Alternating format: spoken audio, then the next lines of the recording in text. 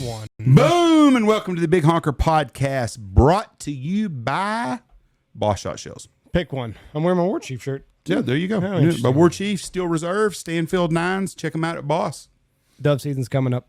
Yes, it is. It's crazy to think. What, we're like 90 days? No, a little bit more. 120, less than 120 days now. September 1st, June 1st, July 1st, August. Yep, less than 4 months away now. I'm ready. It'll be here before we know it. I wish it was August 31st when we run through our ass to get shit done. On with us today, Captain John Dunaway. Hi, fellas. We are excited to talk to you, my friend. The conspiracy theories have been a-flying. They have been a-flying. But now, before we get to that, where you guys go out, y'all dove hunt like deep South Texas, don't you? Or is it even Mexico?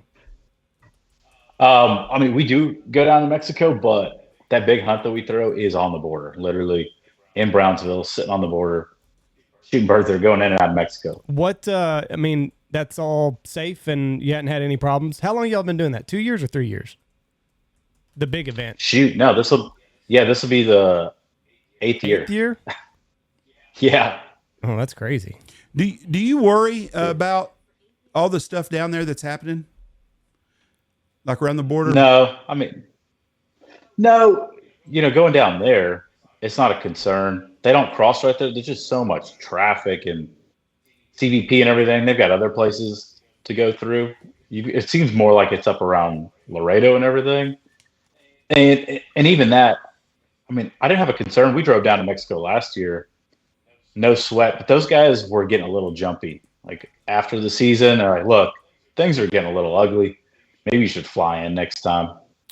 Where would you fly into? You can actually fly into the ranch down there. Oh. Or you can fly. There's kind of three options. You could fly into Monterey International Airport and then puddle jump into the ranch, or you could go to a little city called Ciudad Victoria. It's got an international airport, same deal, and get right into the ranch. So you bypass all the nonsense at the border. Where do you fly in out of to get into those places? Do you go into Brownsville, then fly over across? Man, we've done it a couple ways, to be honest. We flew out of Brownsville one time. We flew through McAllen one time. And this coming year, sounds a little like, stuck up, but we're gonna fly directly from Houston. We got a guy down there that'll charter and fly us straight from Houston. Makes it significantly easier. Yeah. What about like bringing guns and stuff across? Is that a pain in the ass? Man, I haven't messed with that. The ranch has everything that just you got need. stock. All the Benellis, all your ammo. The only thing you really need to bring is waders while you're duck hunting. And outside of that, they got it all. You just show up. You guys wear them out down there every year. And it is impressive. Like when you see the volume that they're shooting, and not just this place, just everywhere down there, like Tamaulipas. I mean, they're shooting more birds than they shoot down in Argentina. Like Argentina is so worn out because they shoot them year round, and they actually have a season in Mexico. I mean, those guys are stacking a couple hundred birds a day, like without a problem in the morning. So now, do you like? Why do I want to? Yeah, go ahead. Do you have the bird boy and everything? Oh yeah, it's the full 9 yards. Like they're cooking in the field. You've got the bird boys. They're clicking away, counting, bringing your shells. Is there a limit It's down pretty there? sweet. No. No. Mm-mm. Just a season. No.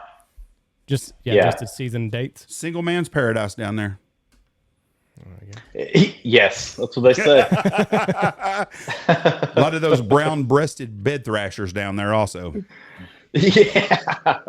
You speaking from experience, Jeff, or you just know somebody? Never done that, but if I was a single man, I would have Heard about it. done that when I was a single guy. Just heard about. You wouldn't have done that as a single man? I'm a germaphobe. I don't think I could.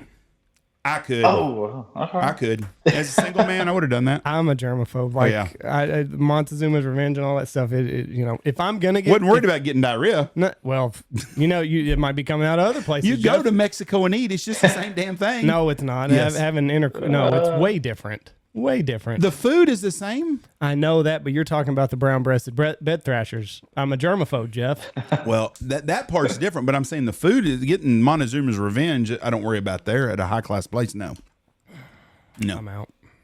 You go do all that you want, Jeff. Well, I'm not doing none of it. I'm an old married guy, but if I was a young single guy, I would damn sure do that. Right.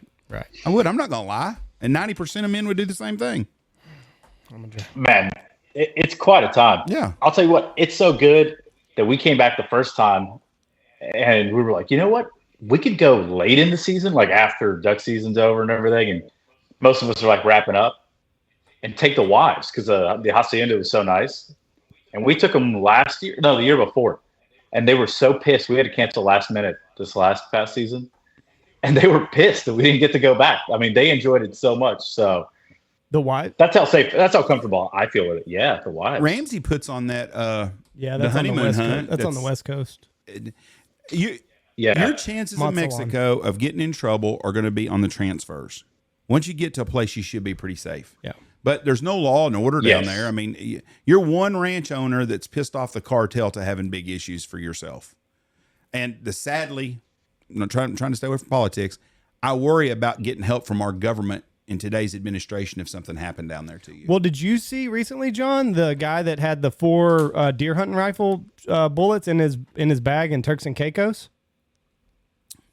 Oh yeah, they've got that guy in prison still, don't Yeah. Yeah, that could be taken care of in one phone call. All someone from the Biden administration Yeah. has to do is call and say, hey, if you don't let that guy out, let him have a reasonable deal, pay his fine, what he owes you reasonably, what it would be, let him out, or we're going to cancel all flights from America to your airport in the next 15 minutes. His ass will be gone and done in 3 minutes. Same with Mexico. All we got to do is tell them, hey, we're going to stop all money transfers from the United States to Mexico if you don't fucking fix that border problem. Them fuckers would have that thing fixed that fast. But evidently in Turks, there was another guy from Iowa, same thing, and he's still down there from like a couple months prior. Couple months. That's crazy. I did that in Mexico one time. I had my computer bag. I had a 9mm Magazine. a Jeff. magazine. Don't get people pissed off. Okay. I had a magazine full of nines, and I was in the resort, and I'm looking through my bag, and I was like, oh, fuck. My heart stopped. I saw that. I was like, shit. I threw that thing in a damn trash can at the resort. I just went and put it in a trash can and just left. You know. Oh yeah. Really driving crazy. Whoa. You didn't go through Border Patrol though, did you? On that trip? No, 'Cause wasn't that for your surgery? no. That one, the clip we was fucking Magazine. magazine. We were in Cancun. Oh. I was at Now Jade and saw it. I got through the airport and everything with it. Oh, wow. The American airport and that one, and went through TSA. Yeah. You can't Go figure. you can't trust them to be doing their job. You know how pissed you'd be fixed to get on a plane, all of a sudden it holds up and you got a clip in there at that airport in DFW Magazine. and they, whatever the fuck it is, and they make you stay there. I'd be like, I'm son of a bitch, but that'd be better in Mexico finding What it. happens if they find it here though? Oh, they probably would have confiscated it and called me back in a room and probably let me go. You think so? I assume. I've never had any problems. I mean, like, is there anything illegal about having a magazine? It doesn't have ammo in it. oh, it did. no. I had full. It was Oh. stock. It had 12. It had 15 or whatever. I always have one. Yeah, it was full. I think 15 or 16, whatever holds in the 9. That's what it was in. So So you think you'd still just throw it in the trash can, slap you on the wrist, and make sure? I think, but I don't know for sure. I mean, it depends. try it. Depends how hard asses they want to be. They could probably detain you and keep you forever. But in Mexico, I know what they would have done. Oh yeah. I mean, Still be there. yep. Hope you're a fast language learner. My language is the last thing I'd be worried about. But no, that's what would have happened to me. No, when we come back from Tijuana, I had a bullet in my bag, and I didn't even get checked by nobody. Right. Once you get to America and you get checked, I'm not worried about it. Now, California's got different Right. rules than Texas does. Yeah. I've gone through the checkpoints in Texas 100 times. I've never had them check my shit ever. Never ever went and looked at anything at all. You really got to screw up to have the Border Patrol go through your shit on the Texas border. Yeah. Yeah, I mean, they got bigger fish to fry, right? I would hope so. So I want to go back to hunting in Brownsville. So you've hunted around Brownsville. Where did you hunt from Brownsville? Did you hunt back towards Boca Chica, like where the Star Elon Musk shit is? Or were you hunting like back towards Reynosa or Matamoros? We're like, so you like right at the port of Brownsville, pretty much. The next couple exits will take you to Boca Chica. Yes. You turn off right there, and we're hunting on Loop Farms. That's interesting. They call themselves White Wing Ranch, but it's Loop Farms is what it originally was, and still the original owners. So it's 2 exits past the Boca Chica exit? It's 2 exits past the port of Brownsville, Going towards Brownsville or So- going towards Padre? going towards Brownsville. Okay. So you come from Padre, run Boca Chica Highway, past the port, dump off right there. And if you wanted to, you would just keep going down the road to Boca Chica. Yeah, I know exactly. I've been in that same little area over there. Once you get to Brownsville, we used to park at Brownsville and used to walk across the border into to Matamoros. And we used to go eat at Matamoros. Yeah, we used to go to Garcia's and eat all the time down there. It was very, very, very good place to eat. And it was, right? The stuffed avocado. Yeah, that place was amazing. I wouldn't go there you couldn't pay me to go eat there now. I'd be scared to death to cross that border. But you used to go there. But there used to be at the parking where we parked at, there used to be parrots that would come out of Mexico and land there. Have y'all seen parrots while you're dove hunting? I haven't. I saw my first wild parrot in Costa Rica last year. Never have seen one before, and we're having breakfast on this place that kind of overlooks everything, and I was flying. I was like, I'll be a son of a big red bitch. one? Well, he was like all different sorts of colors. Like, they're bigger birds than people think. yeah, I didn't believe how big he was. Like blue and yellow. It was gorgeous. We're getting inundated with those Mexican tree ducks up here. I saw in my backyard last night, I saw 6 of them flying. It's crazy. We've got several thousand here. Really? Yeah, they're getting more and more. But we used to, down south, I used to see them a lot, like around Boca Chica. You'd see them on the power lines and everywhere. And then I used to play golf in San Antonio a lot, and there was a shitload of them in San Antonio. But now it's an everyday sighting in town. You see them. I saw them landing in a yard right by the school the other day. Yeah. I wish we got some boxes. Coming further and further north. Yeah, I've been curious, like what they're going to do with that, because they're still a migratory bird. But I mean, the volume of them that we're getting here is nuts. They're in every pond you can imagine, like in neighborhoods. They landed in my backyard. I got a couple of acres, but still, they were inside my fence by the pool, just like walking around. Yeah, we're living the same life they live up in Canada with the geese, or in the northern states where you got local geese all over that nest everywhere. You're going to see them. You're going to start seeing more and more of them, and they're going to have. We haven't killed any during hunting season yet. I'll bet you this year we do kill some during the first, but it'll have to be the first week or two of season, right? Because as soon as it gets cold, they're gone. If we have another Indian summer, maybe. Yeah. So, but if we have any kind of late winter at all, we'll probably shoot some with the water we have. But we see them everywhere now. 3 years ago, they were very rare, and now they're all over town. I'll tell you what, they don't decoy well. They don't? They do not like coming. No, we have a hard time shooting any of them. Oh. Do they not mix with other ducks very often? They do not. They fly by themselves, and they're almost like snow geese. They are very wary of being around anything. They don't take to the decoys much. If you get them, it's just for pass shooting them. You just get the right flight path. Right. Well, they wipe out deer feeders. Well, listen, if they give me a chance, I'm shooting high. Just to say you can shoot Yeah. one. To say that I had a shot at one. Yep. Screw that decoying. And we've got some wood duck boxes I ordered Tony's supposed to put up because they will use wood duck boxes in nest. Huh. That's what I got. I didn't know that. I didn't know them hooded mergansers and wood ducks will all use the boxes. Oh, good to know. Was not aware of that. So before we get to the Key Scott Bridge incident, Jeff and I have always wondered, pirates, how the hell do they get aboard these big old container ships? They're in like a little dinghy. Oh yeah, they're in like a panga is what they're in mostly. Yeah, I mean, but like how do they go from there and like scale up high enough to where they can board your big ship? Oh, it's actually pretty easy. If you ever seen some videos of them doing it? It's like the ship's doing, you go from a tanker to a big container ship. They're doing 10 to maybe like 24 knots at the most. Well, a panga can run, right? I mean, it'll do 25, 30. Mm-hmm. And all they do is just run in at an angle and slam against the side of it. And then just throw a hook up on the rail. And then they just shimmy up it like a bunch of little monkeys. Why ain't somebody mowing them down? Well, because most companies don't give the ship crew guns, for starters. Oh. Fucking get a machete. Right. So that's why you see like the water cannons and stuff people use, where they put concertina wire around, try to slow them down, and ships put up all kinds of barricades. But at the end of the day, I mean, it's organized crime. Everybody thinks it's just a bunch of like poor guys in a fishing boat that went out there. It's very orchestrated to the highest levels. Right. That part I believe, but I believe also if you get some fucking rednecks from West Texas and you give how them many rednecks from West Texas are shipping captains? let me finish. and they said, we're going to pay you $100,000 a year, and all you're going to do is shoot at fucking terrorists trying to board, but you'll have an unlimited line of people signing up for that shit. You give them some fucking, all you got to do is give them a John Wayne 30-30. I mean, it's not like them some bitches can sneak up on you. The ocean, you can see forever. And when they pull that old boat up and they put that old hack down, you put a gun, bam, bam, bam, that'd be it. I think it would be easily defensible if the companies really wanted to stop them from boarding. So that's the difference, right? Yes. It is easily defensible. When I was doing it in the heyday, we used to have a 6-man gun team that we hired.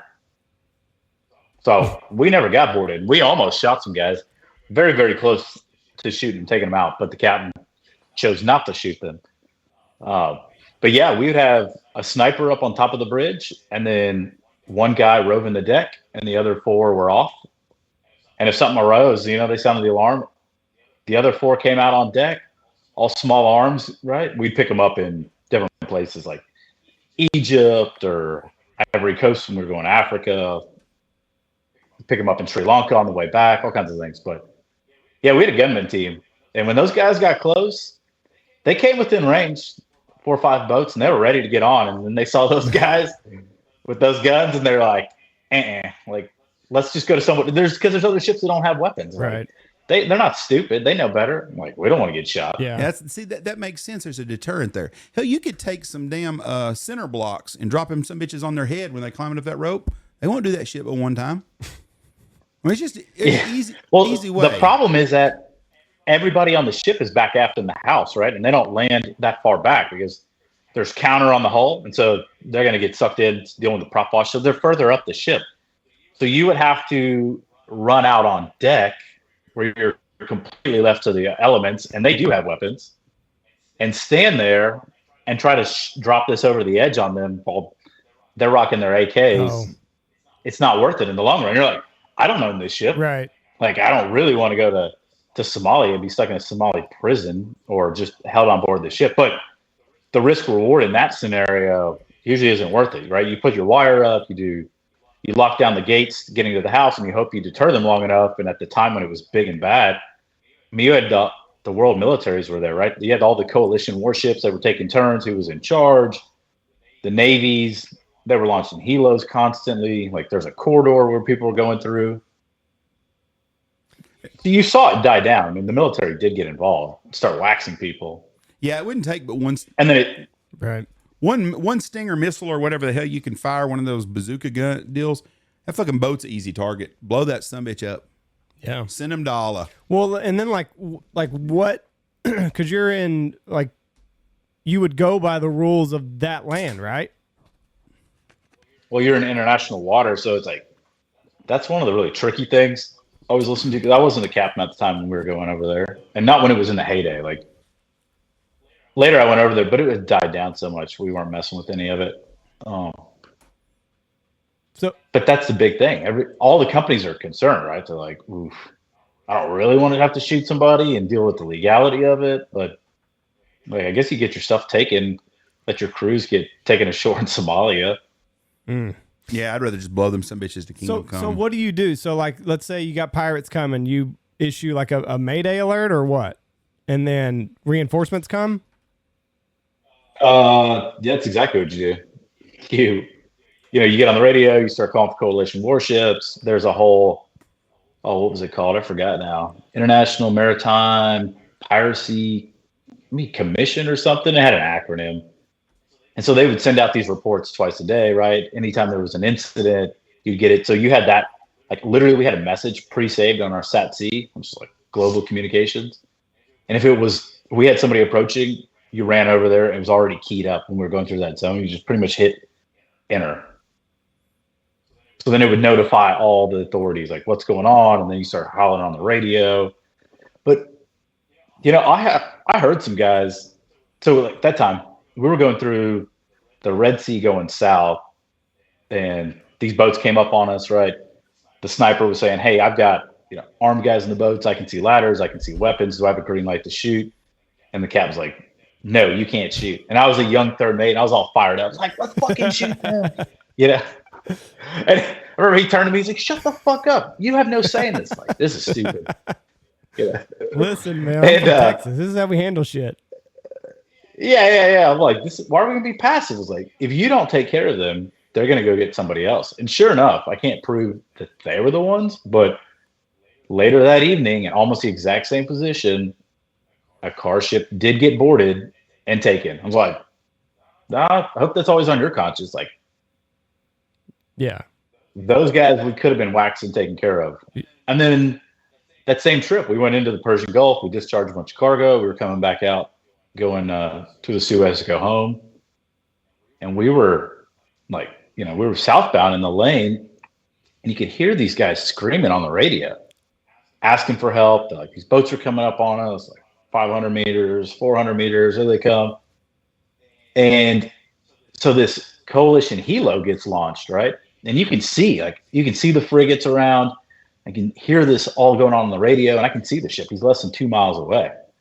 And these guys are screaming for help, right? They're like, they're coming up on the stern. They're coming up on the stern. And I'll never forget, the coalition helo says it is not an act of piracy until they board. I was like, these guys are screwed. You have to wait till they get on board till you're going to interact with them. I'm like, man.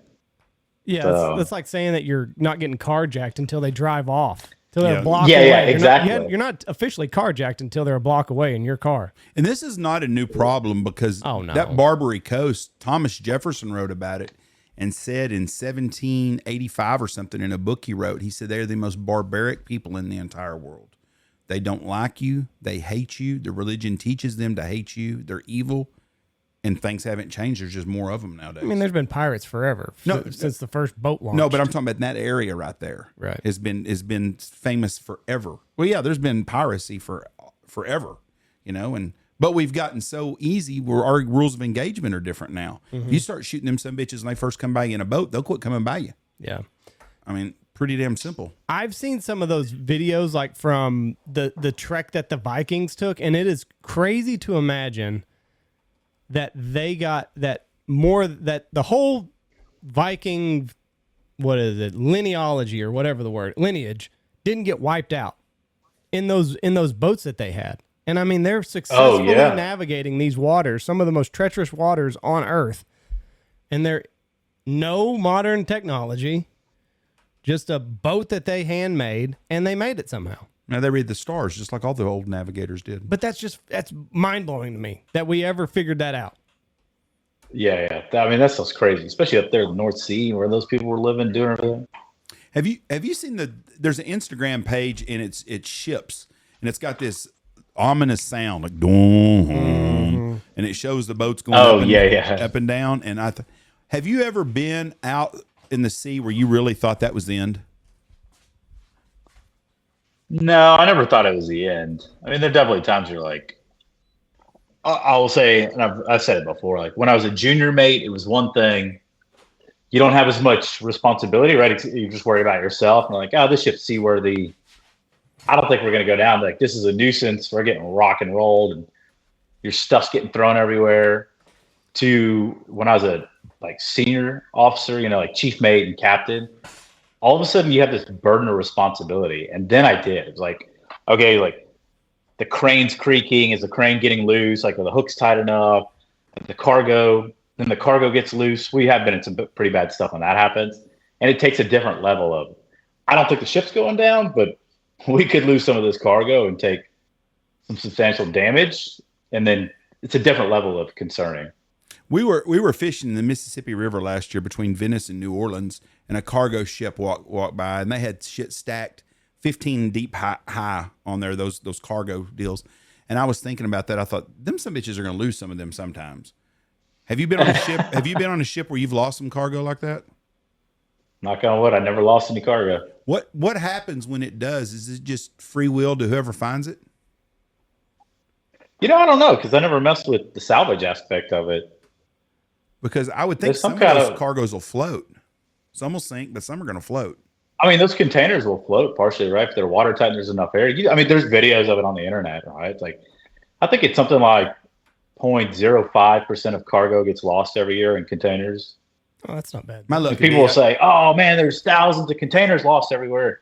You're like, well, there's also millions and millions of them shipped. So Like when you look at the grand scheme of it, the tiny percentage. But yeah, You might look. I'd find a cargo ship, motherfucker, would be like rain jackets or some shit in it. Toilet Wouldn't paper. be nothing. Yeah, it wouldn't be nothing fucking rubber good at all. ducks. Yeah, wouldn't be a damn thing in there worth the deal. Somebody else gonna find one's got Rolexes and shit in it, not me. Yeah. So, okay. Before we get into that, I want to ask another question. Okay. What about stowaways? Have you had a stowaway on your boat ever? I have never left port with stowaways. I'll But say that. They were there. Yeah, we found them in Africa. It's a big deal, right? Like we did some grain runs to West Africa. We used to take some locomotives down to Durban, like South Africa, and they actually come on board with little, like, I guess they're Jack Russells, some kind of little terrier, and they are trained to smell out dirty humans. Really? Yeah. They've got a little vest and harness, and right, they've got a long line, and they will lower them down in the cargo holds and let these dogs loose. And they run around and pick up scent and catch people. It's pretty wild. That's freaking crazy. So what would they do? They would they just hang out there for, like, how long would it take you to get from there to wherever you were going? Oh, it just depends. Who knows where we're going? I mean, like Houston to Durban, like 20 something days. And they'll just hang out there for almost 3 weeks. Like, will you know that they're there once you have successfully left that port, like you're 10 days into your journey, will they like emerge and you're like, where the hell did y'all guys come from?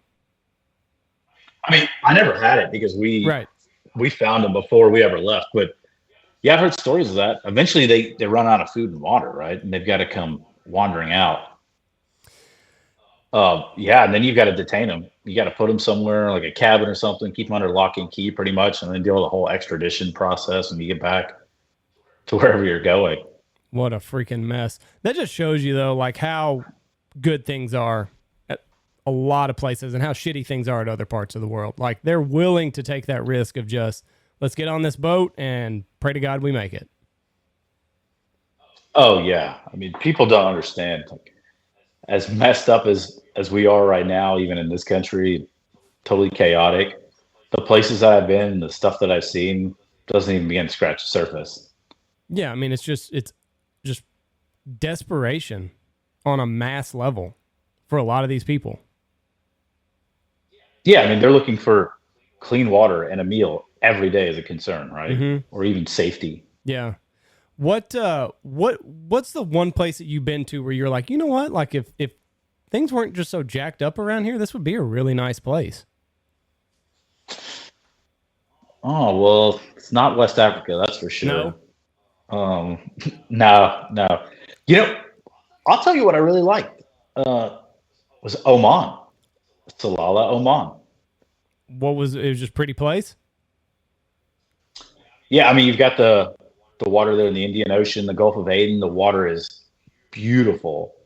Just big, expansive coastline, cool mountainous regions. They've got waterfalls and so forth. It is a desert. They've got, who is it? Oliver White did a deal. I think it's with Yeti. Did this big film about fly fishing down there, and they've got all kinds of GTs and stuff to chase. Like, it's pretty adventurous. I'm a homebody. I would be so nervous at all these different places. Because how long would you be there for? Man, it depends. I mean, I've been there as short of like 8 hours, and I've been to places for a week. Oh no. 8 hours. 8 Oh, hours. you 8 gotta, hours max. you gotta like the, you gotta like the adventure. Not me. 8 hours max. Like that's all I'm good for.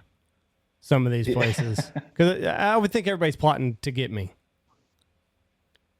See, and that's the thing. Like, even in the Middle East, I mean, I've been to the Middle East so much, right? And obviously, there's a difference between military guys that are going into war zones and dealing with stuff, and just being in and out of ports, like dealing with the general populace. It's not they're running around trying to cut my head off all the time. Right. I mean, I've had some of the nicest interactions. I've gone to people's homes, like agents that would just take me places to go hang out. And I know some guys are like, you're absolutely crazy. You don't know this guy. He just invited you to go somewhere. I'm like, yeah, when work's out, I'm going to jump in his truck. Or in Indonesia, I've hopped on the back of motorcycles with people, just like gone into the city. You know, I've been to people's homes in Sierra Leone. No electricity, no running water, just this like literally like pretty much a tent shack. No, I was always up for it. not me. Can't do it. Can't. What do they do when you get there? They like feed you and like show you how they do things there.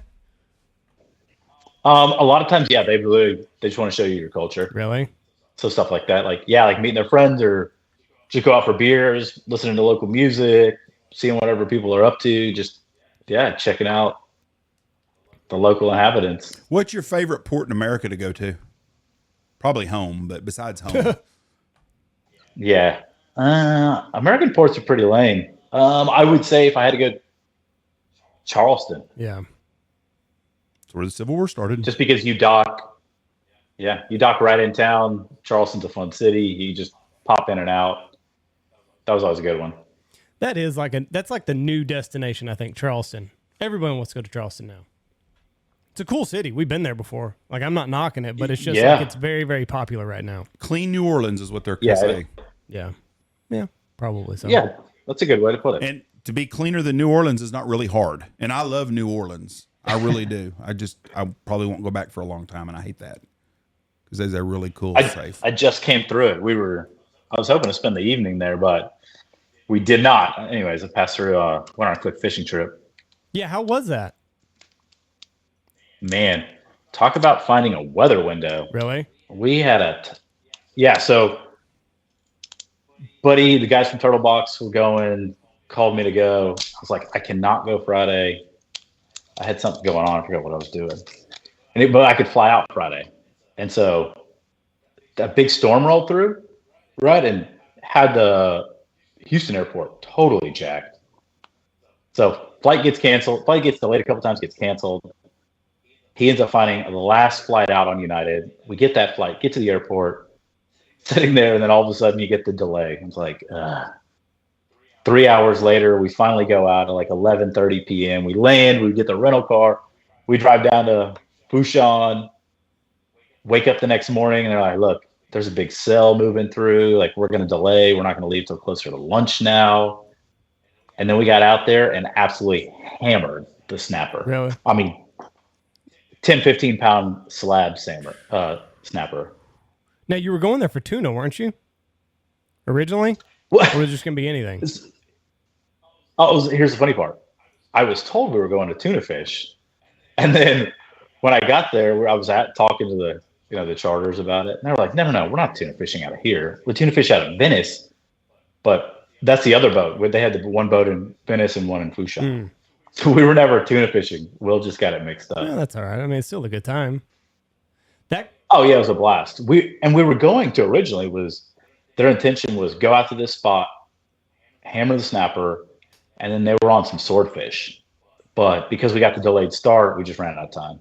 We had a buddy of ours that caught a swordfish. When did he catch that? 2 years ago? A year ago, last summer, I thought. What was it? 4 hours? 4 hours what? To bring it up. Oh, fighting it. God. It was more than I'd have wanted to do. But he's got enough food. He's been giving it away to everybody that take this shit. He's tired of swordfish. Like, he's had so much of it. But I think it was 4 hours of a fight. And he said after about the first 15 minutes, the fun has escaped. Oh yeah, you're just getting worn down. I was watching Deadliest Catch the other day, and they have a fish fight clock now on there because people would watch and they think, oh, that's pretty cool. They pull in a fish in 5 minutes. It's 5 minutes, and hell, they're catching. It's 2 and 3 and 4 hours sometimes on some of them big ass tuna. That's a job. Yeah. Oh yeah. Yeah, for sure. Taking turns and everything. I would just shoot some bitch. It'd be miserable. I don't want to catch a big fish. I don't. We're going to go to Mexico again in a couple months, and my brother-in-law wants to go fishing. Now, I don't mind going fishing at all, but I want to catch a 10 and 15 pound fish. Yeah. I do not want to catch nothing that weighs 75 pounds and up. Too much damn work. That's why those snappers would let somebody else do it. Yeah, I don't mind if you want to do it, but I don't want to fight that damn fish for that long. After 5 minutes, I'm like, I'm done. I'll call Uncle. I don't care. Cut the line. Yeah, right. Cut the line. Let that some bitch live and let somebody else catch it that wants to take a picture with it. I do not care. It's not my cup of tea. We were in Venice last summer and we snagged a shark. We didn't snag a shark. Well, we didn't snag it, but he snagged us more like it. He took that son of a bitch. Holy cow.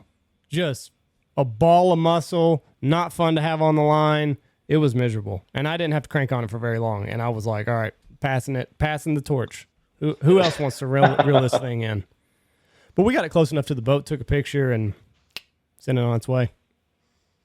Oh, that's cool. That's what's scary about those gas wells and those oil wells right there is if you went and the people scuba dive there, there's no telling what's down below. They're not going to catch Andy down there. Yeah, I've done it twice. I've done the spear fishing, free diving, and I've got some friends that are really talented at it. They actually do it all the time. And it is. I remember I went down, I was with a buddy. It was my first time, right? And so this big barracuda, we were off one of the rigs. This big barracuda comes up, and I'm staring it in the face. And I've got my gun, and I've got the safety off, and I'm ready to load it. He's 5 feet away from me, just looking me square in the face. And my buddy swims up, and he's pointing down. I was like, no, I'm pointing right here at this barracuda. And I look down, and there's a shark circling down below. Oh, Lord. Nope.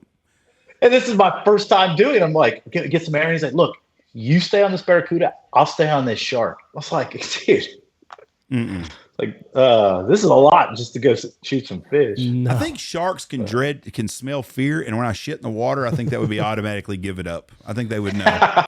There's no way. I'm not scared of the water or anything, but I don't like being in the water thing bigger than me.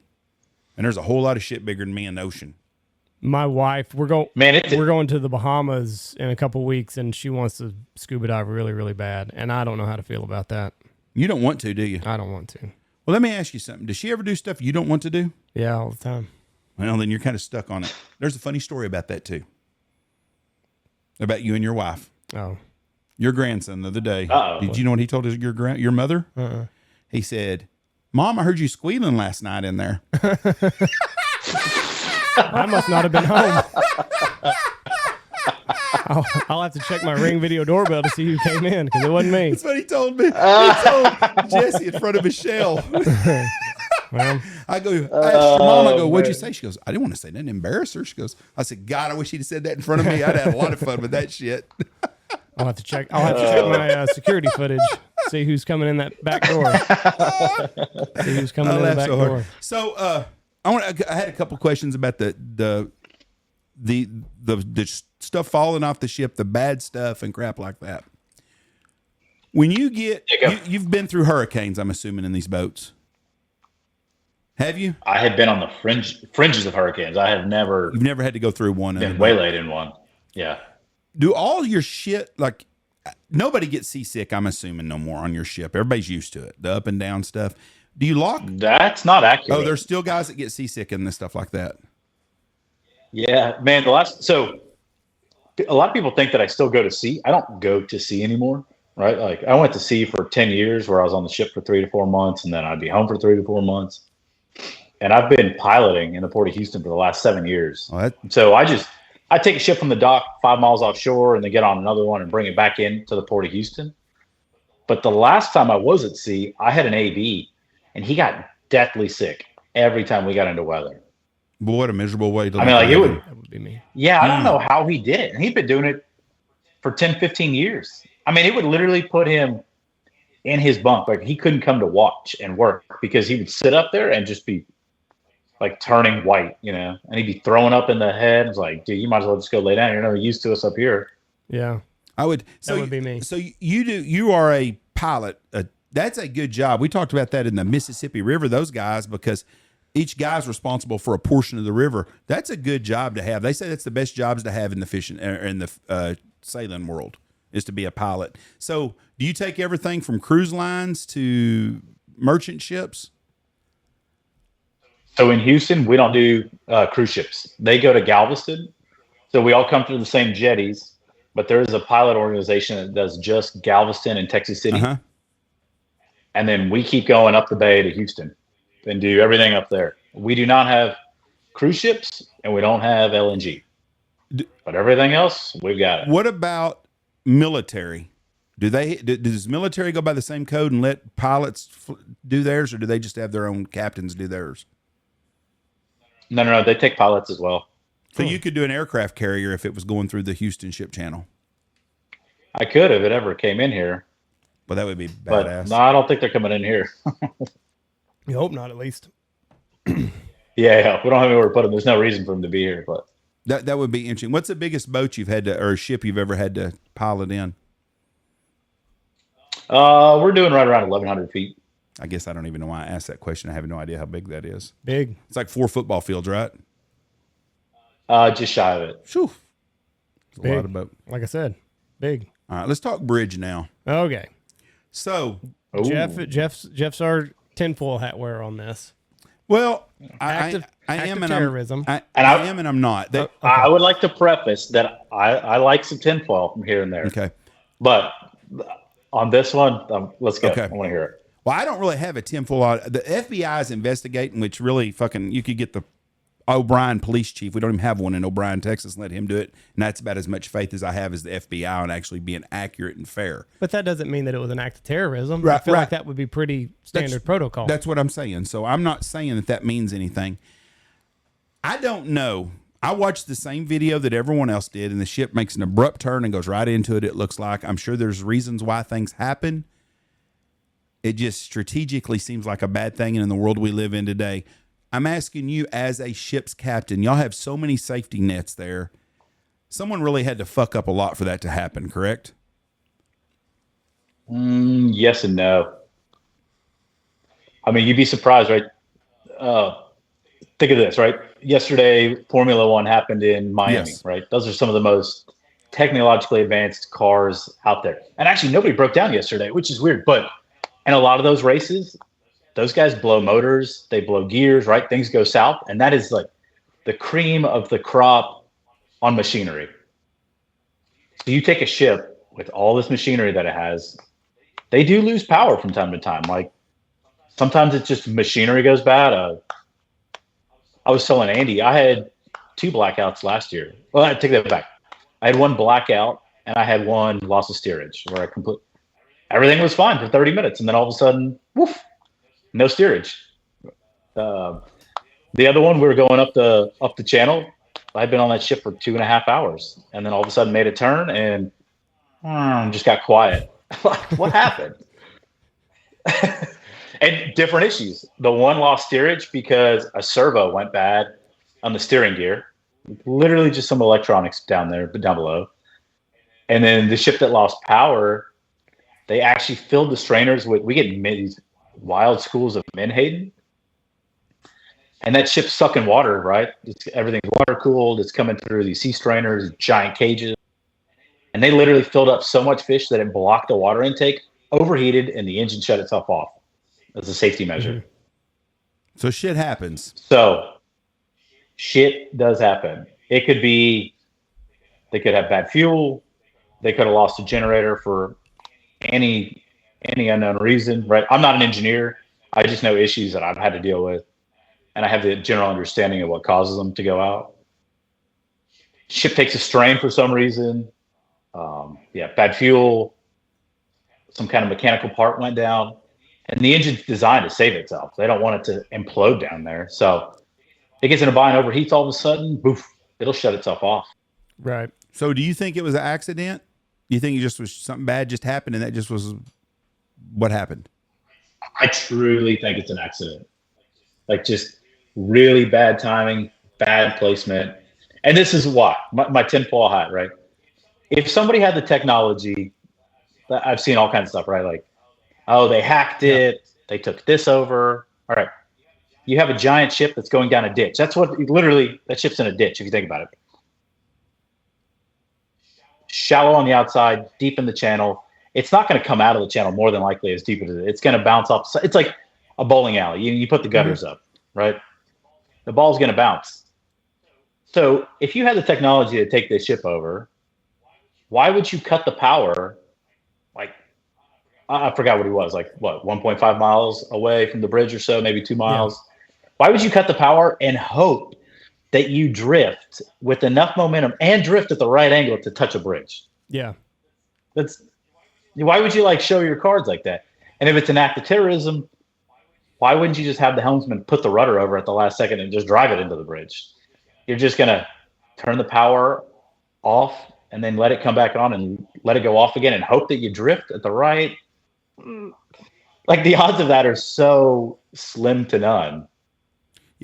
It doesn't seem. That makes lots of sense. And I drove. And why would you do it in the middle of the night? Right. Like, there's no traffic on the bridge, right? You want to. I mean, obviously, there's an economic impact, but like you were telling the Port of Baltimore, you were telling me it's not a big player. You said it's minuscule compared to what you guys do, compared to what comes into Houston. Yeah. Like I saw something where they just got on the list of like, okay, right, like being a container port, they're on the top 10. Well, there's not that many container ports in the U.S. to begin with, so they're not moving that much volume.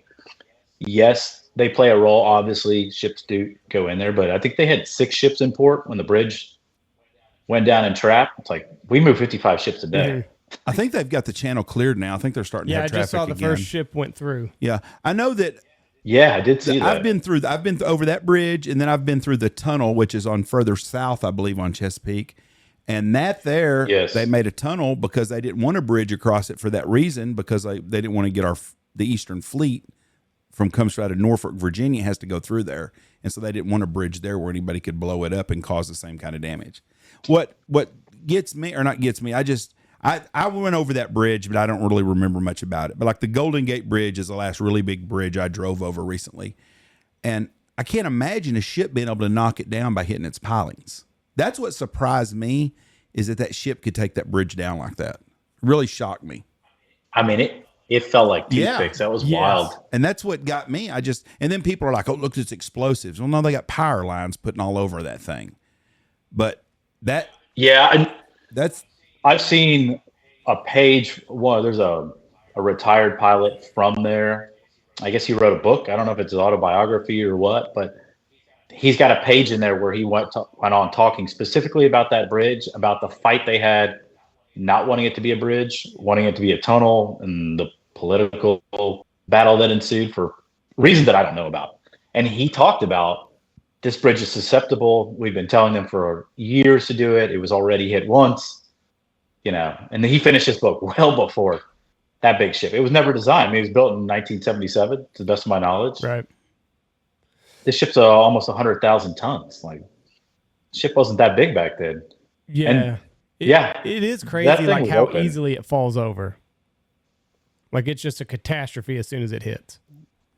Yeah, that just surprised me watching the way it fell. I did not expect that. Then again, I was expecting like a fender bender.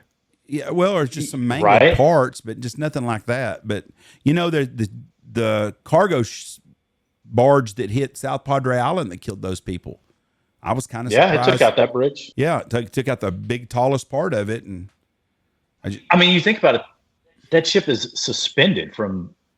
It's only got 2 feet.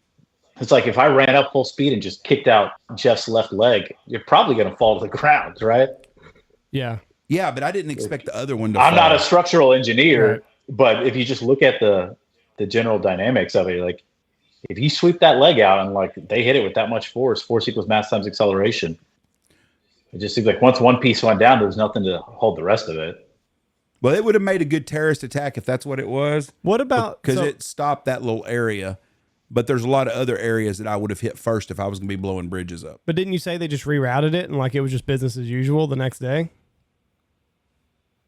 Yeah, I was reading some stuff the container industry. Like you didn't see rates go up or anything wild. They were saying that the U.S. East Coast was going to be able to take the load without issue. So I'm sure the people I don't know Baltimore what kind of volume they do. Mm-hmm. Yeah, I mean, when it comes to containers, but I mean Houston. So like, I'll give you an example. LA Long Beach moves, they're the number 1 container port in the U.S., and they move roughly 10 million TEUs a year. And we're moving like 4.5. We move about half of that. So you got to think of what the Port of Baltimore is doing, another fraction of that. Right. It hurt their local economy more than it did worldwide economy. Yes, right. They're a big car importer. So like a lot of car ships bring stuff there. I know that I'm sure that hurt that industry, but they'll find another place to dump them. Yeah. I'm going to ask you another question that has nothing to do with the bridge, but just your opinion on this as a man that's been all over the world. Andy has become more of a flat earther lately than he was before. No. Now, a buddy of mine that's a pilot is on your side, though. Okay, hold on, because I've got to preface this. The conversation that we had last week with Eric Price really, it really dropped me down. So you're not a flat earther no more as much. Good for you. No, it's not that. It's just like, and I don't know if that's just.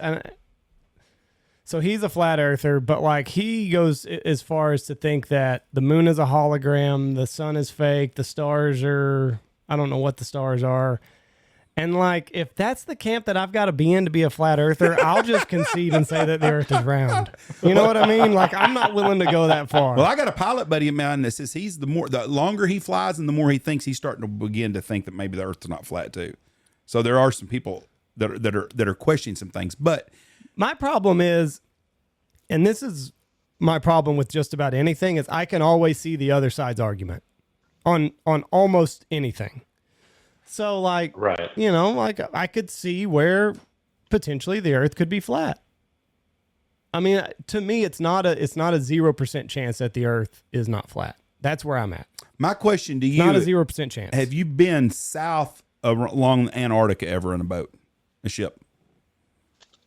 I've not seen the Great Ice Wall. Yeah, I knew that. Nobody's seen it. See?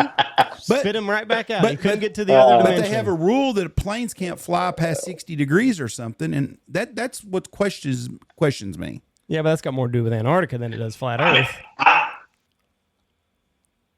I mean, I've got some tinfoil where I've got a buddy who's a pilot elsewhere, and we have this ongoing like text thread with all kinds of conspiracy stuff, and one of them is at the flat Earth things. There are some of them that make me go like, I mean, there's some interesting dynamics to this that could be right. I've never gone off the edge, and if it's flat, how did I get back around to be Latin long and mnemonic charts, Mercator projection charts, and plotting stuff? I mean, I did that for a living for 10 years. I went around the world. I would have to see a chart and be like, how did you guys make the flat Earth onto this chart, and how am I plotting these kind of courses and getting there? That part doesn't make sense to me. Right. Yeah, I mean, but the airline stuff, I have seen that where they're like, well, if I'm that high, and a height of eye, like there's calculations for it. We do it on the ships. Like, well, if I'm up this high, I can see 21 miles, or whatever it may be, depending on their height of eye and an object, because the curvature of the Earth, you lose it. But then you see a guy on a plane, you're like, how come he can see? Why can't he see forever? Like, why can't he see the curvature? Right. Yeah, that's my thing. Like, why, even when you're up that high, why can't you see the curvature of the Earth? You're looking at me like I'm a scientist. I'm not. I just believe the shit that I've learned. You just always poke fun at me. Well, because I'm not a flat earther. But that's the thing is, like, there's a lot of questions. And there was another interesting question from our conversation the other day, and I think I've answered it. But the question is if I go up in a helicopter straight up in the air, why does the Earth not run away from me if it's spinning so fast? But I think that's probably because the gravitational pull, you have to like leave the Earth's atmosphere for it to go away from you. Yes. So I feel like I answered my own question when I thought about that a little bit more. But if you're flying from New York to LA and you're up that high, wouldn't the Earth spin into you? So I don't know. Again, you're asking someone that's way above my pay grade. I just believe the Earth is round. I mean, you're making me think now. I'm like, yeah, why does that not happen? I think it's all inside the same gravitational force. We're all in the same dynamics. I don't have the answer for that shit. I know if you're in the back of a truck and it's going 70 miles an hour and you jump and you're in the back, your ass might blow out the fucking back of that son of a bitch. That's what happens. Because it's going away from you. Well, yeah, and your fat ass is going to catch some wind and blow back. So why is that not the same thing with a flight from New York to LA? You're in the plane going to all steady together. I don't know. If you're in the side of that truck and you jump, you're just going to be in that truck. If you're in the front seat and you jump up and down, you're still going to be in the front seat. Because we were trying to do some rough math about like the Earth's drop, and like you're not supposed to see that far. You're not supposed to see ships out that far if the Earth curves at the rate that it does. Yeah, I don't know. I believe when I went to school in kindergarten, they had a globe in the class. What do you mean? Where did you see ships that far? Well, I can't remember how far he set out. Do you remember? Who? Eric. Wasn't it like 40 miles or something like that? I don't remember. You can't see that far, though. You can't see that far. So, thank you. Like generally, like a 6-foot person, I think you see like 5 miles. 7 miles is how far you can see is 7 miles, supposedly. And then the Earth just But you got to think, drops off. you're 6 feet. Well, the ship's up 100 and something feet out of the water. Right. So you'll be able to see. Right. It's further. like why. Yeah, it's like why if you're offshore and you start coming back into land, well, you'll see the buildings first, right? Mhm. Yes. And then you start seeing the rest of it. Yeah.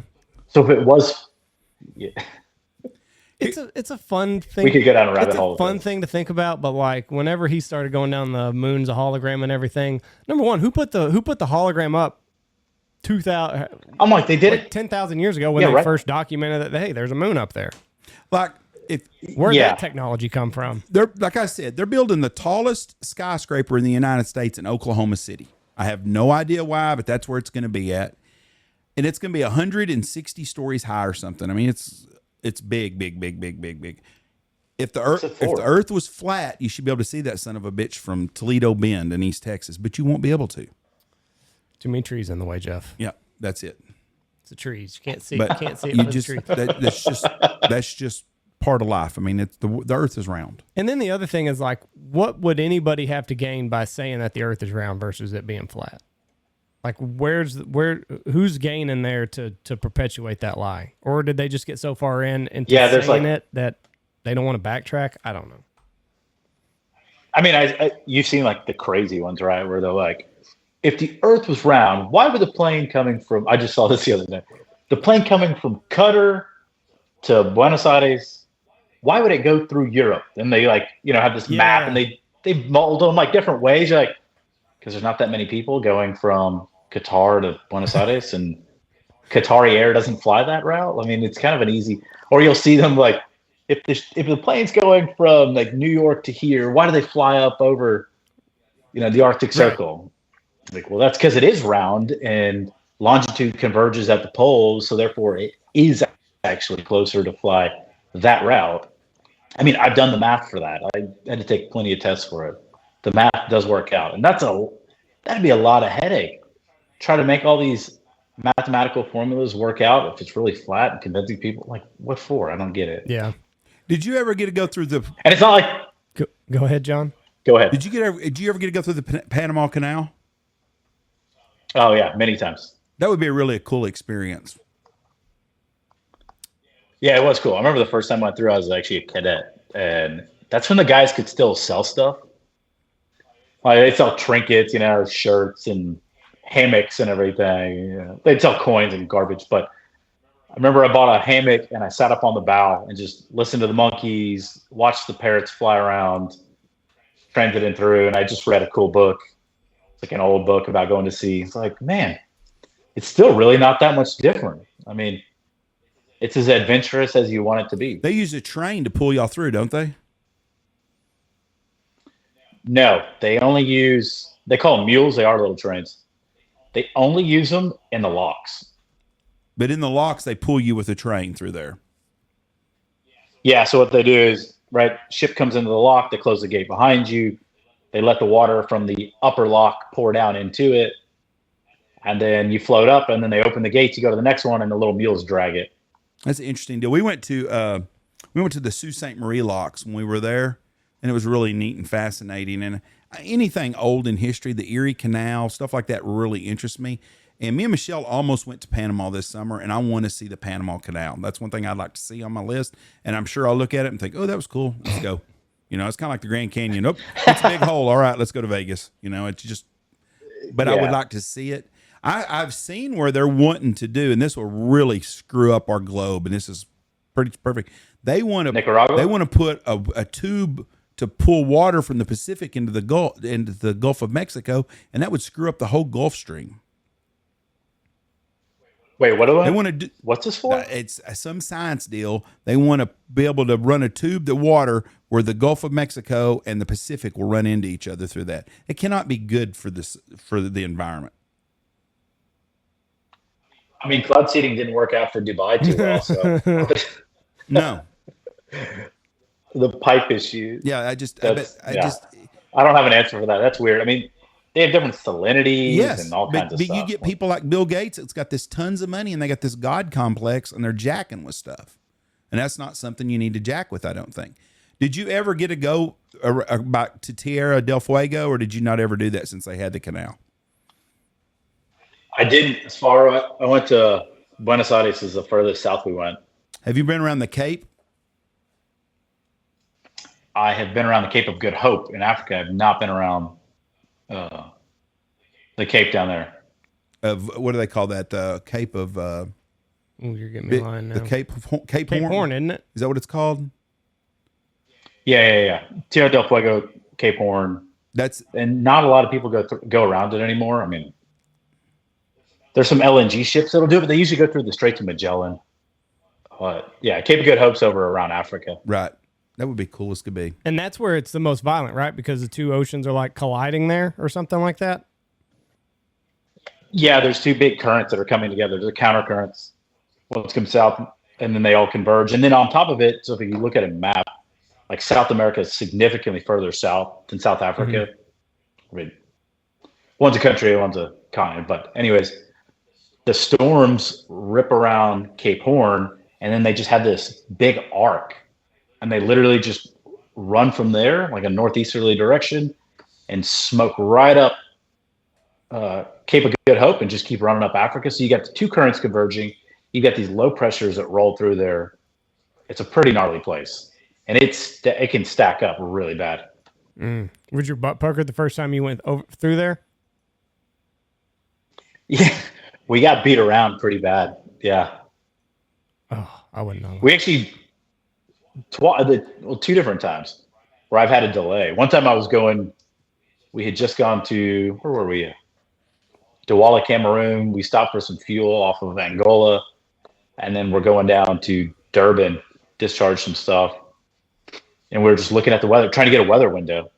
I mean, not only the current's bad, but the weather window. And there were these just gnarly storms. And I told the office, like, listen, I'm going to start slowing down. Looks like we need to delay 24 to 48 hours.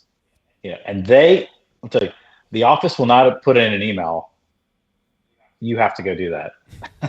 They do not want to be liable for that. They're like, you're the captain. Do what you think. Oh, no. You know, in the background, they're totally like, don't be late. Don't be late. I'm like, I'm not going to get the shit kicked out of us. That's the worst, is when like you're looking for a little bit of validation. They're like, well, do what you're paid to do. What's exactly. that mean? There's no, you're not pointing me in any sort of direction here. Yeah. I mean, I liked it. I prefer it that way because, most people in the office didn't go to sea, and I don't need some desk jockey telling me what he thinks about what time we need to be there. That's crazy how them jobs are. You got a guy that's never been at sea telling someone how. It's like our politicians telling everybody how to run their businesses, and they've never owned a business. Air traffic. It is. I mean, don't make sense. You go back and read old books. Like, that was the thing. A port captain was usually like a seasoned mariner that had been a captain for years and years and finally retired, decided to go into sea. And they worked in the offices. Like, they gave incredible feedback to those crews, and it's like, now you've just got a bunch of people that are statistical nuts or whatever they're up to. They can write good emails. Right. Yeah, and they love to have their hand on it. They love to tell you what you should and should not do. Yeah, they're experts. Air traffic controllers the same way. The guy that's the boss of the air traffic controllers is the same jackass that got washed out that couldn't be an air traffic controller. But he's going to be the boss of the guys it doesn't make sense.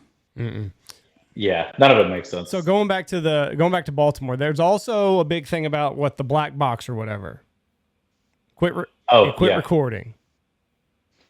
But like, that's not accurate. Well, it is and it is not. So if you listen to the NTSB hearing, I haven't listened to another one, but this was the first one when everybody jumped on board. They're like, how convenient. Mm-hmm. It lost, signal the last 2 minutes. The unit itself has its own independent power source. That never lost data. That's why they had the voice recordings the entire time. And they said that. What they do not have is, from what I listened to, right? They do not have the instrument data. Well, the ship lost power. Everybody saw it in the video. It's black, right? Like, if the power goes off in your house, your Ring camera is probably not recording anything. Right. If I can record my computer screen for you, but if I lose power and it goes out, there's literally nothing to record. There's no input coming because there's nothing happening. Right. So that makes sense. So that's debunked. Yeah, yeah, that's debunked. It's just shit happens at the wrong time sometimes. I I mean, y'all seen the ones with the Knights Templar? No. Oh man, okay. I'll give you two good ones that I watched. And they play like the eerie music and everything. Like, do you notice anything? And I was watching the video. I was trying to see like, is the bridge on the wrong side of the hull? Is there something weird that I'm missing here? Right, like, and then they zoom in on the bow, and there's a white symbol with red, and it looks like the Knights Templar, right? And they're like, the Knights Templar are on this ship. They're like, dude, that's the universal symbol for a bow thruster, you idiots. Like, so there's that one. You can debunk that. I saw another, and again, I like conspiracy theories, like the flat Earth thing, or any number of stuff. But there's usually professionals in those fields that have good factual data to back it up, or at least make you think about it. Like, there's a possibility this could be accurate, right? But I have yet to see anybody in the maritime realm or any engineer tell you why this couldn't be an accident and why this happened the way it did. So there's another video where the guy's showing the course. It comes off the dock, right? Ship does a big 180 to go outbound because that's the way the channel is. And they're talking like, can you explain why a ship would do a 180 and go directly for the bridge? And all the comments are the best to listen to people. Like, read them if you just want to have fun. You're like, well, unless the ship was planning to stay in the port of Baltimore, he had to do a 180 to leave. Like, this is dumb. This isn't even accurate. Right. Or, the third one, the guy's watching the video and says, ship loses power. What does he say? They put the rudder hard to starboard, I think, and the ship goes, I don't know, they said, the ship goes to the right. But if they're looking at the video head on, and they're not on the ship thinking of which direction the ship goes, because right before it hits the bridge, it goes back to port. It does shear a little bit, and I think it's because the anchor caught. It either bounced off the bank a little bit, or the anchor fetched up the port anchor, which is down in the video, and causes it to pull. But those people are watching the video head on, so it looks like the ship goes to the right, they think, but they're not. You're like, you people ruin your own videos. I saw that insurance company was fixing to have to write a check for $350 million. Oof. Now they will be out of business. Oh, I saw they're fighting it. Yeah, I don't understand. Right? They're using some. Well, it's an insurance company. I'm not a maritime lawyer. Oh yeah. They're going to find a way out of it, but they're using some law of averages, or it's some maritime law thing. It's very, very old. It was a way to people to recoup their money when their ships sank, because they sank all the time back then. I'll bet you that insurance company cashed that check every month when some bitches paid their premiums, though. Guarantee you. Oh yeah, but for sure. They don't want to pay their bill for sure on that. It's amazing as much ship traffic as we have that stuff doesn't happen more often, and there are things that happen every day we just don't know about. It was just really extreme and big. But I still think about that guy. I saw him interview the guy that was the last guy across the bridge. He crossed the bridge. He didn't even know it until he got to work. Really? Worked at Dunkin' Donuts or something. And walked in and like, oh, damn, the bridge just collapsed. Hell, I just drove over it 3 minutes ago. You're here. Yeah, you're the truck that they Holy see go by. Shit. Yeah, didn't even know. It's not your time to go. No, exactly. So what is what's your favorite conspiracy that's out there right now? Do you have a favorite that you can pinpoint? I like the moon stuff. The moon that we've never been? Oh yeah. Yeah, we didn't land on the moon. Okay, well, I'm gonna say probability wise. Here's what I'll say. I think the footage that we see is not from the moon. I think that was from Hollywood.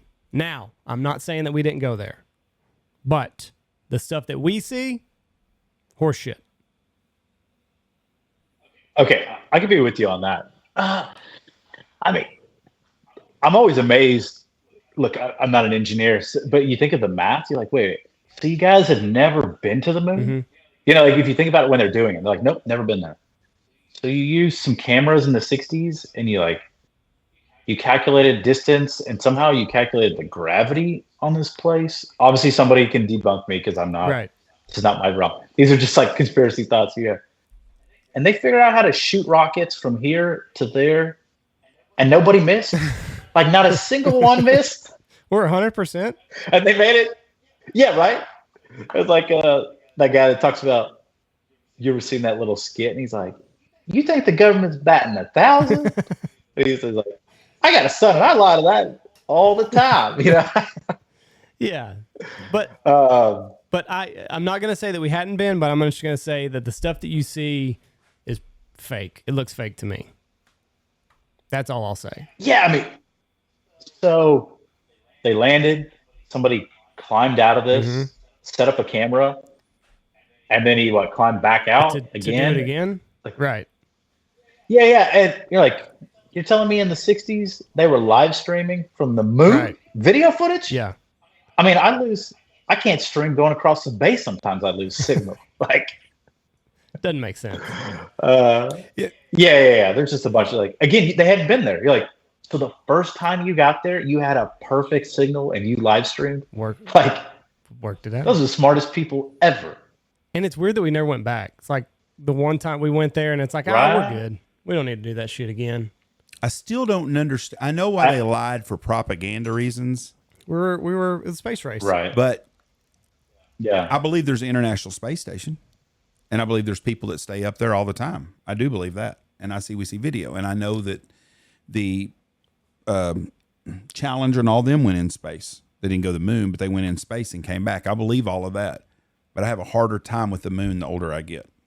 Right. It's almost unbelievable. But the government is going to continue to lie to us until they ever get caught. But they get caught and they don't change. It's just like the JFK stuff. They can't back down, you know? Yeah. No. At that point, they just call you. You're a conspiracy theorist. How dare you question us? Right. You're like, there's all this footage of this place in LA that the government was involved in, right? Where they were filming stuff. They talk about it on Rogan sometimes. There's so much stuff that the government has lied to us that we've just accepted. And I was one of those sheep for years. Yeah. And so that's where the flat earth deal comes in funny. I saw a globe when I was in school and as a kindergartner and 5 years old. So that's my round earth over there. Well, that's been told to me my whole life. I do believe it's round, but I see where some of the people on their side have reasons not to trust the government. But I don't see what's to gain by it being round or flat and somebody lying. I can understand why you would lie about going to the moon to kind of put your throat on Russia and be like, hey, we made it there first, fuckers. Sorry about you. We win. Like there's an outcome there that we're shooting for. I agree with you on that. It makes no sense to lie about it. Right. Why would they still lie about JFK being shot? Well, they don't lie. They just don't. But I mean, don't give you the information. What's the gain by that? You wouldn't. Oh, what? Saying that they didn't do it? Yeah. I think everybody would lose faith in their government, right? What if, nobody has faith in the government. What if they came out and it was like, well, yeah, but think if the CIA came out and were like, yeah, okay, fine. We got enough proof. We did shoot him. He was meddling and stuff, and we didn't like it. We got rid of him. Everybody would be like, oh, Jesus, we can't trust you for anything. You'd shoot the sitting president? Right. Well, they're basically trying to do that right now. It's all over again. The government the alphabet agencies try to control all of our shit. All that 9/11, we'll never know the truth about 9/11. There's so many things that's happened that we'll never, ever, ever know about. And I don't know if it's for our own good, but I think it was Tucker Carlson, and now everybody. It's funny now watching Republicans come out against Tucker Carlson. But Tucker Carlson said on Rogan, if 9/11 was this huge terrorist event that crippled America, why is there a single document that is still classified today? Like, why are we classifying anything? Just tell everybody, you're telling us who did it, so just show us the evidence. Why is there anything that's still classified around 9/11? It's a good point. It is a good point. I mean, and if you look at the downstream of it, so the war on terror, I mean, think of the Patriot Act that got pushed on all of us. Mm-hmm. Well, we're not over. I mean, there are guys still doing stuff. I have friends in spec ops that still do stuff, special operations. And obviously they go after plenty of bad people. But I just went to the airport. I go through an x-ray, get all my stuff scanned, and the southern border is wide open. Right. Make that make sense. Yeah. Yeah. I can literally get on and off a train. If you want to ride Amtrak around, you can get on and off trains. It has plenty of people and cargo on it, right? Well, not an Amtrak doesn't, but has people on it. You're going down a railway that has tons of commerce. You don't go through a single scan for any of that. Yeah. I never have thought of that. I mean, the Port of Houston is the number one port in the U.S. And what was that? Let's see. I've been here 7 years, probably 4 years ago, maybe 5. Y'all remember when the Greenpeace people hung themselves off the bridge? I don't remember that. No, but good for them. Well, they didn't hang themselves. But yeah, so one of our guys was outbound, like right at daylight. And he's like, I think there's somebody hanging off this bridge. Right? So this is the first bridge you go through in the Port of Houston, right? Number one port in the U.S. by volume and the number of ships that we move, by cargo volume and number of ships that we move. We've got VTS cameras, we got all kinds of stuff.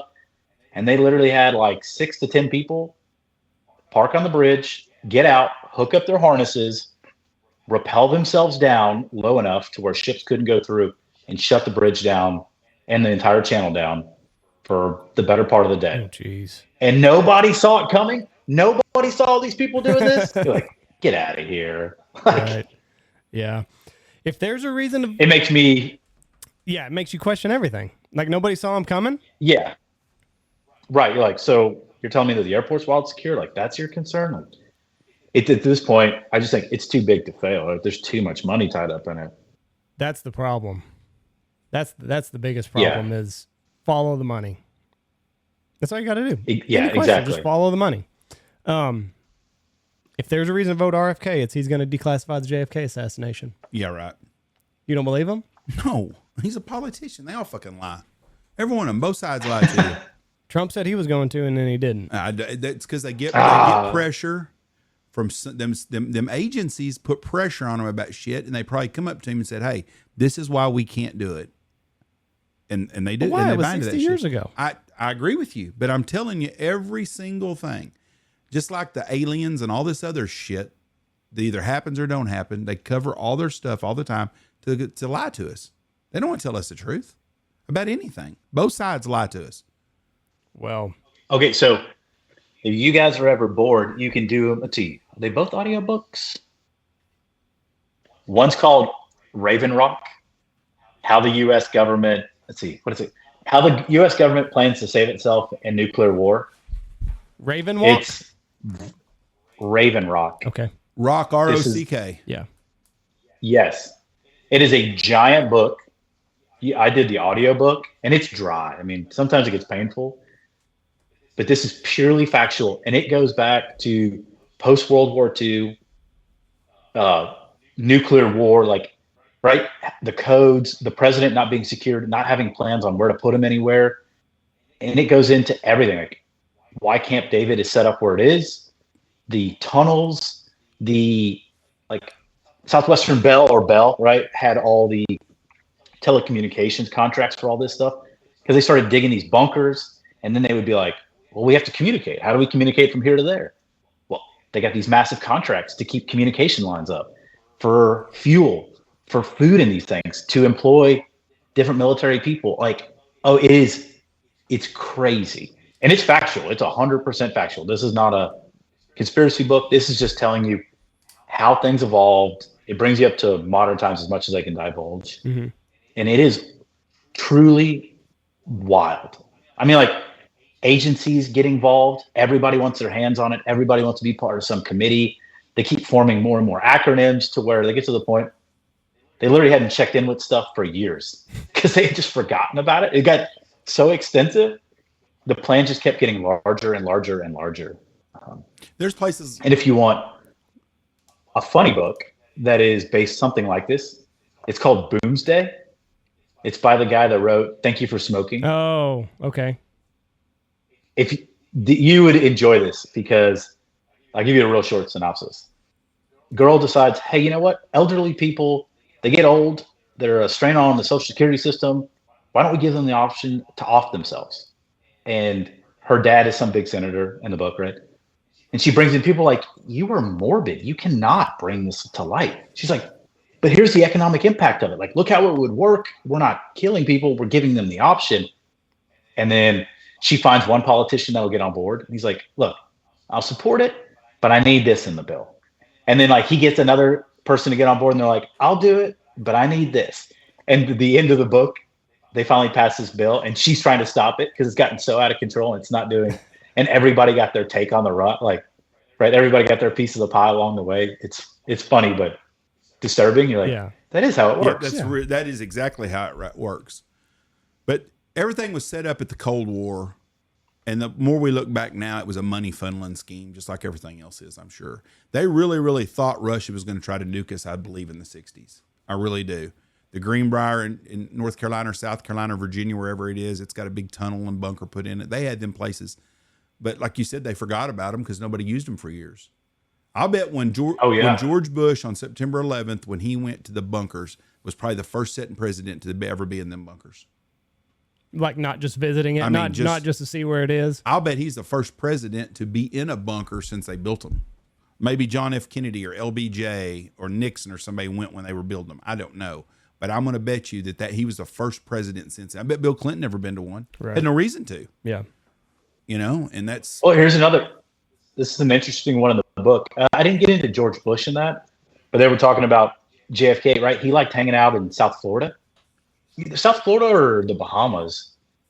And the Seabees had to build a special bunker on an island for him because he was down there so much that they needed a place for him to go if he was down there because they couldn't get him all the way back up, like Camp David. Right. And you think about it, you're like, well, if GW was hanging out at his ranch all the time, they must have built something close for him there too. Yeah. Yeah. He probably bunkers did. down there then. I saw something interesting. Yeah, it's wild. I think it was last night. It was talking about how we bailed out, how the government has bailed out all these different entities. And the guy was basically saying, like, we should have let these companies fail during COVID. Should just let them fail because kind of like a wildfire. You get rid of shit and new shit pops up. He's like, it's not fair to, like, you bail out a restaurant or whatever. And I know restaurants kind of took it on the chin a lot, but like they got all of these different fundings, different PPP loans, which massive fraud in it. But it's like, you should have just let these companies that were going to go out of the business, you shouldn't have interfered in it. You should have just let it run its course. That way the next generation of entrepreneurs or chefs or whatever it is has a spot in the marketplace to come up. And when you put it it's like the laissez-faire, right? It's not really free enterprise or not free market. Right. You're constantly tinkering with it. Yeah, you start tinkering with it, and like the people, the younger generation, like he used restaurants for an example, but like the person that just graduated from culinary school, hoping to start a restaurant one day, you just kept afloat their competition. So now there's no spot for this person to come up in the natural just ecosystem of. That's easy to say now, but at the time there's people we're not going to be able to feed their families. The government made them shut down. Yeah, I mean, I agree with that too. I mean, like I said, I can see both sides to the coin. It wasn't just we went through a bad economic time. It was the government said you can't be in business, and they lied to everybody. But fuck, it's been the most fucked up thing ever because people can't get nobody to work no more. I mean, the government. It's funny that nobody wants the government to be involved. They wanted all their money. And now nobody wants to go to work. And I was reading a deal yesterday. People were bitching about the price of a Big Mac in California. Well, no wonder you're paying people $25 an hour to fucking make French fries. What do you expect it's going to be? You know, it's going to make the cost of a hamburger go up. You know, if you were paying them $1 an hour, the cost of a hamburger would be a quarter. I bet not. No, it never goes down. I bet they'd still fleece. They're not going to go back down. Prices never go down. But that was the reason why. But that's why it costs so much in California. I seen Newsom come out yesterday. How much money in tourism the state of California is making? They don't have no tourism in California like they used to. Right. I mean, nobody wants to go there because it's a crime-ridden piece of shit place. It just has good weather. Fuck it. It might as well be Jamaica. It's the same thing. Great weather, shitty fucking people. And that ain't going to change. But I don't know. It was just interesting the way that he framed it. Like you got to let these things get out of the way so that the next generation can get a foothold on things in their, go get their destiny. Before we get off here, one more interesting thing. We were talking about this. I saw where the Muslims in I want to say it's in England, in UK, 68% of Muslim females do not work. Okay. They all get government subsidies. Oh. They sit at home and do nothing and raise all these kids. And they was talking about how England must be really getting bad right now. Mm-hmm. And just nobody wants to work. It's everywhere.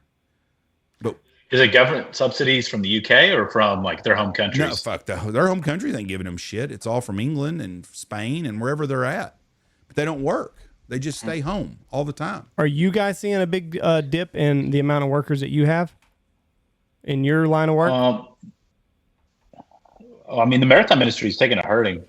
I know that. Like deep sea guys, not pilotage. It's so small, right? I think there's like 1,200 of us roughly in the whole country. Mm-hmm.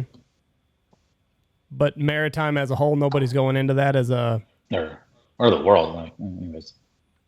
Say that again. With the maritime industry, like nobody's taking up that line of work as much as anymore. Yeah, they're losing a lot of people. Nobody wants to work. Like, yeah, they don't want to work. It's a lot of like garbage. I mean, I stopped sailing 7 years ago, and just what's happened from then till now, I don't know if I necessarily want to go back. Like, there's just so many nonsense from the office, from IMO, every organization's involved. And it's like you're not getting to go ashore a whole lot because the ship's popping in and out of port so fast. They've got all kinds of rules why they can't let them off.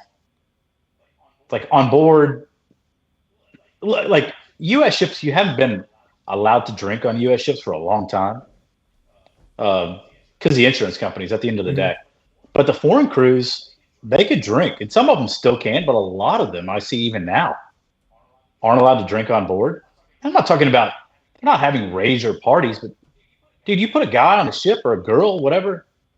Like, we work 3 to 4 months, and some of these people have contracts 6 to 9 months. Some of them I've seen as long as a year on board. Like, you can go to your office and work, and you can go have a beer for lunch, or when you finish your day, you can go home and have cocktails, and you can relax. Why can't these people? They're not at work all day long. Right. Like, you know. Yeah. So they take away the enjoyment for everything. You're literally putting them into a prison. Like, yeah. They have less and less they can do, less enjoyment while they are there. It's a grind. And they don't up their wages enough. I mean, the American Merchant Marine gets paid pretty well. Like, for young guys or girls that want a job, it's not a bad gig. You know, like I got out of college, I was making $60,000, and I worked 6 months out of the year, you know, and when I was a captain, I was making over $200,000 a year, working 6 months. It's a good gig, but you know, inflation and all this stuff starts happening, and the wages stay stagnated, and they're kind of the same wages that I was making 7-8 years ago. People start complaining. They find other ways to make better money. You know, like, we're out. I don't want all this nonsense, all the headaches that I have to deal with. Yeah, that makes sense. And I also wonder like how much the next generation really wants to go out there and cut their teeth at something. You know what I mean? Like you're starting to see less and less people want to start at the bottom of anything and be the low man on the totem pole. Yeah. They want to jump right in. They're like, well, how come I can't make as much as the captain did? You're like, well, because he went to sea for a long time and you don't have jack worth of experience or knowledge. That's why you don't get paid that. And I saw that even when we were getting cadets, you know, that were still at the maritime schools. And there's like, oh, I don't want to do that. Or they say, oh, even the unlicensed guys would be like, that's shipyard work. It's like, shipyard work? Where'd you get this idea from? Like, we have labor to do every day to keep this ship. It's going to go in the yard like every maybe 3 years. They're going to probably get a U-Wild inspection to bypass it. They might dry dock that thing every 5 years to do huge maintenance. Like, guess what? The company's got an operating budget. Either they're going to pay you your OT to do it and spend less in the shipyard, or if you guys want to say it's shipyard work, guess what they're going to do? They're going to cut your overtime. They're going to keep your wages in the dump.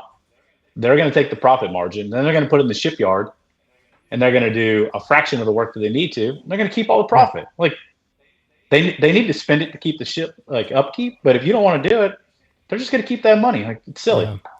Yeah. People did. They are scared, truly scared of hard work. I mean, I do like to say that I worked on a ship that it was ball busting labor. I mean, you climbed in and out of the holds, you know, it's like 45, 50 feet, vertical ladders in and out. You'd have to run down there and get something and drag it back up a vertical ladder, climb up and down in and out of cranes, sling giant like wire slings, strapping stuff down, securing it with chain. Like, it's physical.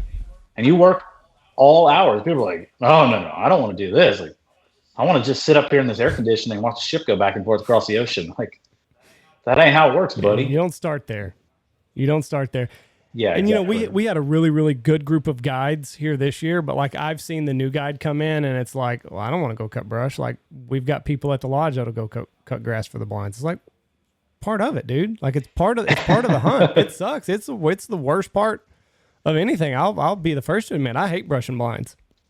You got to do it. Like you're just going to have a bad hunt because you were too lazy to go cut grass, get out there 30 minutes early and cut you a truck bed load full of grass.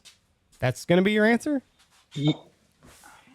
And what really gets me with those kind of people is that they want to get in a position of leadership, right? Like whatever it is. I mean, where y'all are, right? You're the leader of the operation, but they want to be a leader without doing the work themselves or being into doing that work and tell other people to go do it. Like, wait, you don't want to do it and you're at the bottom, but you're going to tell somebody else to go do it. Like you're better than everybody and you think that you should get to the top and then just tell people to do all this. It goes back to like the people that work in the office for me that never cut their teeth on the ship. You're going to tell me what to go do? Like, I don't think so, buddy.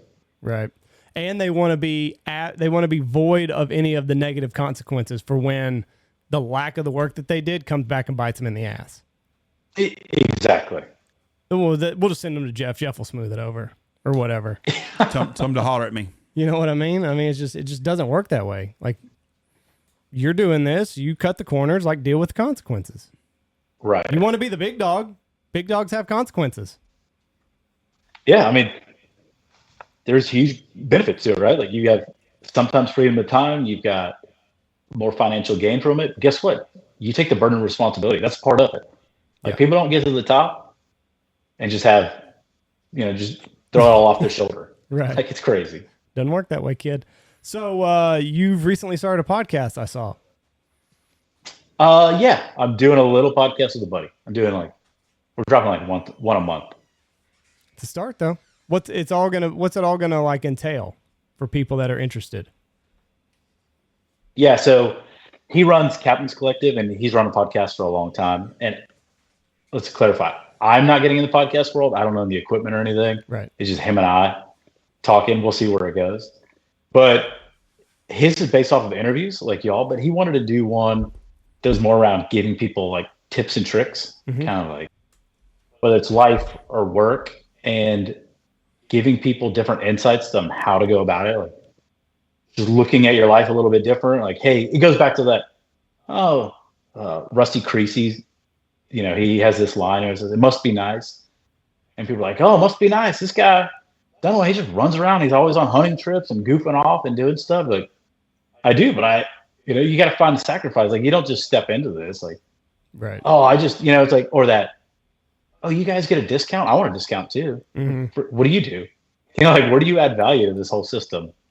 Everybody wants something for doing nothing. And it's along those lines. Very good. How do you balance family life or how do you get to go hunt more? Well, I got to cut corners on this, in order to put it here. Yeah. Well, and like you said, like you would be on a ship for 6 months or whatever. You didn't do anything else for those 6 months. There was no 5 o'clock happy hour. Like it's a grind. But then when you're home, you're home. You made the sacrifices up front and now you get to reap the rewards. Oh yeah. Like even now, I've got an incredible schedule. I'm wildly fortunate to say the least. I work for 2 weeks and I'm off for 2 weeks. People are like, must be nice. I want to do that. Like, well, go to maritime school for 4 years, go spend a year of that at sea, go work on a ship for 10 years and be gone. I was gone over 5 years of that, right? Like where I was physically gone, living on the ship. And then I got lucky to get this position. Like, you might get lucky too, but you're not just going to get out of college and step into this. Like, what's happening, man? Right. Yeah. Go cut your teeth, be the low man on the totem pole, take your lumps, learn something. Yeah. And then maybe one day you can be there. Yeah. Go take the risk. All right, John, listen, this has been a lot of fun. You've shed an immense amount of light on this whole Francis Key Scott Bridge, and it's just an accident. I'm going to stake my flag on shit happens, and that happened. Well, listen, if you're ever up this way, you want to shoot a speckled belly or anything, let us know. We'd be happy to have you out. We don't have the dove hunting like you have there in Mexico, but anytime you get a wild hare to come to West Texas, give us a holler. I appreciate it. I'm going to come see you this year. We talked about it last year. I'm going to make it happen. I'm going to put it in my calendar. We'd love to see you here, bud. Take care of yourself, and God bless you, my friend. Cool. All the best to Be you. safe out there. Bye. All right. Interesting guy. Interesting life. Man, seen some shit. Yep. A lot of stuff from all over the world. Places most people will never, ever, ever even go to or want to go to. Some places a lot of people would like to go to, but he ain't going to resort places. He's going to the bad side of places. That's right. All right, I'm going to go to Oklahoma and get on some tornadoes. Be safe. Yep. Listen, you want to be on the western side of these naders, Jeff. Okay. They always go east. Yes, if you get on the west side, totally safe. You want to be where you can see. Well, Southwest corner usually. Yeah, that's where I was going. Well, I was just saying the west side for the layman guy, but you and me, these experts, you want to be on the southwest corner. You want to go with us today? If you're a novice tornado chaser, just get on the west side and you're safe. But if you're more, kind of know what's going on, like Jeff and I, southwest corner is where you want to be. Do you want to go with us You today? get a really, really good view on the southwest corner. No, I do not. I've got a lot of things to do. All right. But I appreciate the offer. It's actually the first offer I've gotten. First official offer. I'm asking you. No. It's all right. It's all right. I understand. You probably already got a truck full and... No, I think there's just 3 today. No. It's okay. I'd hate to impose. All right. Well, don't impose. Thank y'all. God bless y'all. Have a great day. Watch for deer. Go check out our sponsors. Go check out Dive Bomb Industries, Dirty Duck Coffee, Pacific Calls, Boss Shot Shells, MLR Graphics, Shin Gear, Looking Glass Podcast, Lucky Duck, Mallard Bay, Ducks Unlimited, Double T British Kennel, Hemp Hill Farm. Use our promo code BHB, Alpha Outdoor Specialties.